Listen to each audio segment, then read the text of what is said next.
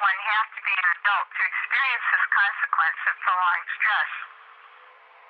I found this in young boat children from Southeast Asia, whose escape from Vietnam or Cambodia was violent and extremely stressful, even after they got asylum in the refugee camps.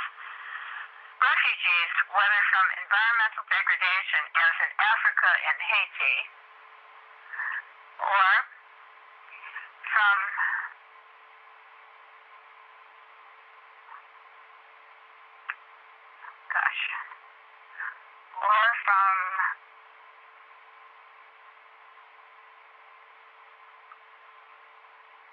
That's all right. Just begin when you find your place.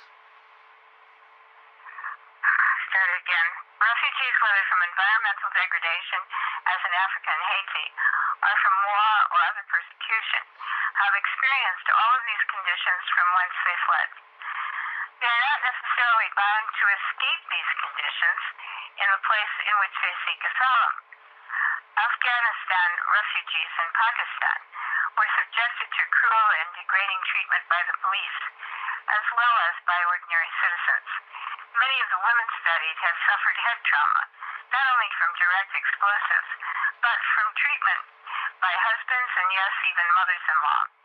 The conventional way to punish a disobedient wife was to drag her by the hair across the cobblestone courtyard. Many of the men were easily persuaded to join the Mujahideen, a force of irregulars who returned to Afghanistan to make guerrilla war against the Soviet invaders. Others turned to the popular warlords for financial support for their families and, in return, fought against whichever enemies the warlords designated. Afghanistan had for centuries been a loose confederation of warlords and ethnic tribes, often enthralled to a king. Its history, as ungovernable, entwines with British colonial history as much as it does with Russian, Mongolian, and Persian history. Historically, they allied within when fighting an invader from outside their mountainous, landlocked valleys and deserts. Afghanistan and some Middle Eastern countries had one more criteria: the oppression of women. In all of these societies on the brink of implosion, women are the canaries in the mineshaft. The status of women in any society mirrors the level of democracy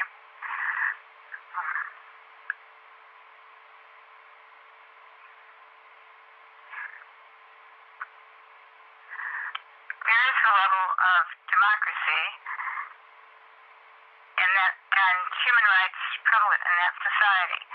In any society at war, women are the most vulnerable.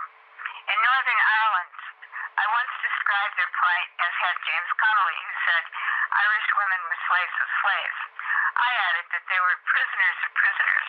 For every man interrogated and detained, there were at least 4 women who suffered from his experience. Women detainees in Northern Ireland went on hunger strikes and dirty protests, as did the men.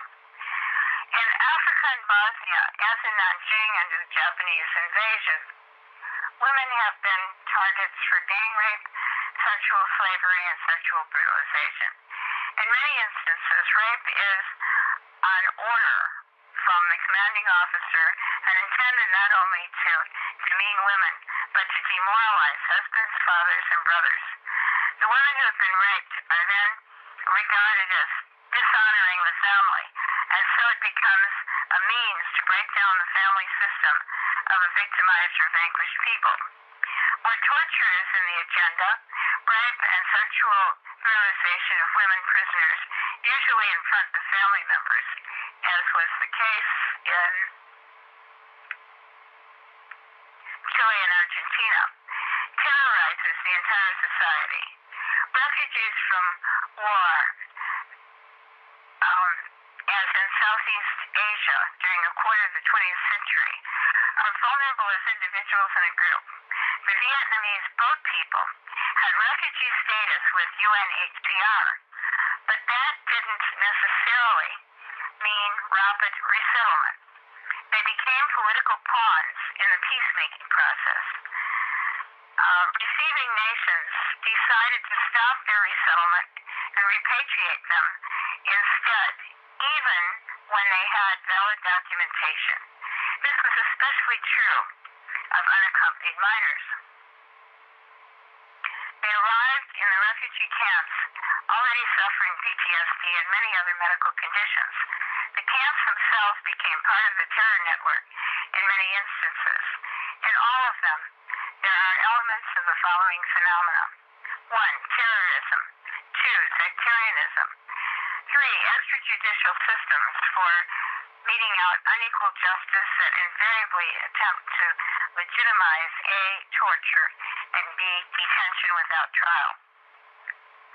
In some of them, most notably in Africa, environmental degradation in pursuit of the exploitation of precious natural resources, or simply the cultivation of exotic cash crops, unnatural to the indigenous soil, and thus require major infusions of water from an already weak aquifer, and is unsustainable in that transposed environment.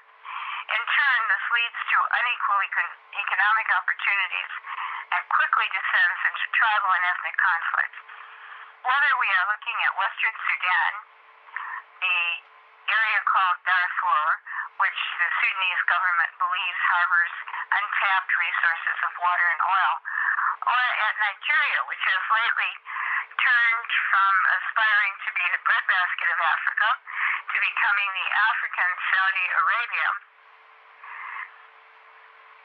These contrasts between those who would harvest the natural resources and those who would conserve and perpetuate them become violent and sectarian as they take on a theological rationalization.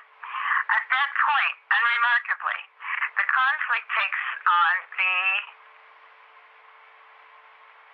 characteristics noted above. But, to add a single positive note, in Kenya, the Greenbelt movement, led by Wangari Maathai, acted to stop desertification with massive tree planting. It became a formidable movement. Was that you? Yes, continue. It became a formidable movement that successive dictators saw as a threat to their continued corruption and began imprisoning and torturing those who planted trees, including Professor Maathai.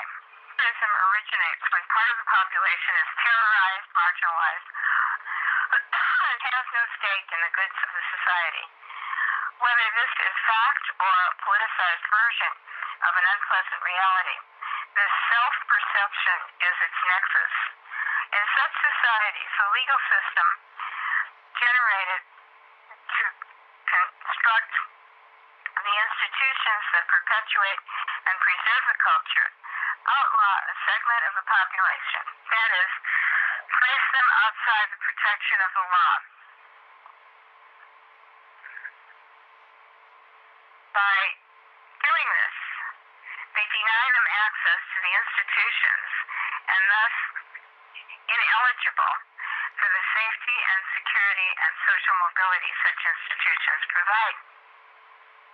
When superjudicial processes and torture replace the rule of law, fear emanates from realization of vulnerability.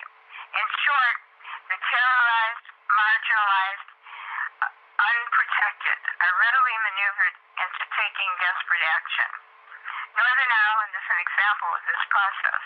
Cambodia, Sri Lanka, Uganda, Liberia, Washington, D.C., and Lebanon manifest these features. Each has their culturally unique rationale and paradigm. Studies of the moral, cognitive, and political development of children over a period of nearly 30 years demonstrated the progression from terrorized to demonstrated the progression from terrorized to terrorist. Although authoritarianism is a common ideological seedbed.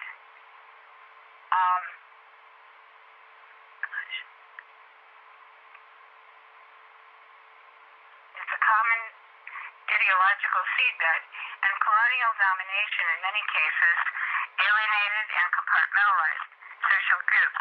It is not the sole determinant of terrorism.